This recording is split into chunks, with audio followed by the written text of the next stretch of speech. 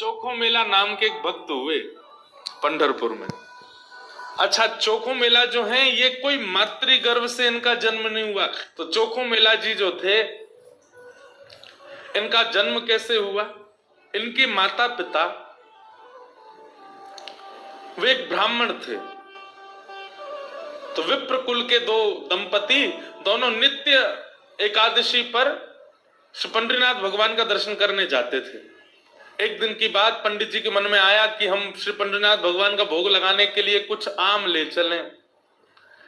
तो आम लेकर के पंडित जी और उनकी घरवाली दोनों जब मंदिर जाने लगे, तो ठाकुर जी तो इतने प्रेमी हैं भक्तों के कि मंदिर तक आम लेकर के आए, तब तक ठाकुर जी से प्रतीक्षा नहीं हुई। भगवान एक ब्राह्मण का रूप धारण करके बाहर ही चले गए और बाहर जाकर के वो ब्राह्मण दंपति से कहने लगे, हमको बहुत जोर की भूख लगी है, हम बहुत दिन से भूखे हैं, आपके पास बहुत सारे आम हैं, इसमें से 2-3 हमको दे दो।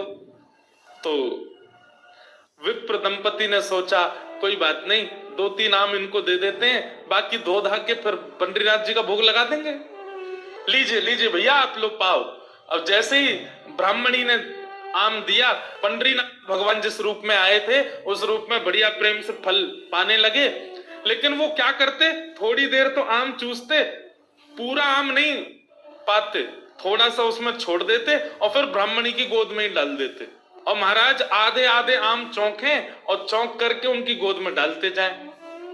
बेचारे ब्राह्मण देवता दंपति एक दूसरे को देखने लगे, बोले कि ये क्या कर रहे हैं? बोले कोई बात नहीं।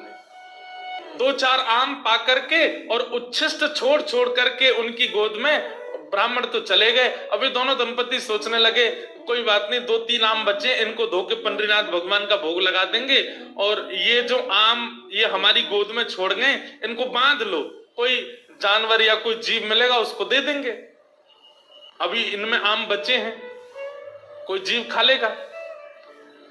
जैसे ही दोनों आगे बढ़े तो ब्राह्मण तो थोड़े आगे चले गए, पत्नी धीरे धीरे पीछे आ रही थी। तभी उसको अचानक इतना भार लगने लगा, वो जो उसने झोली सी बनाई थी, जैसे उसने देखा मेरी झोली इतनी भारी हो गई, खोल करके देखा तो वही एक नन्हा सा बालक था। उसी का नाम पड़ा चोखो मेला। उनका नाम चोखो मेला इसलिए पड़ा क्योंकि भगवान ने आम चौंक करके और गोद में मेल दिया, इसीलिए नाम उनका चोखो मेला। अब इनके कोई माता पिता नहीं है, ये ठाकुर जी ने इनको भेजा।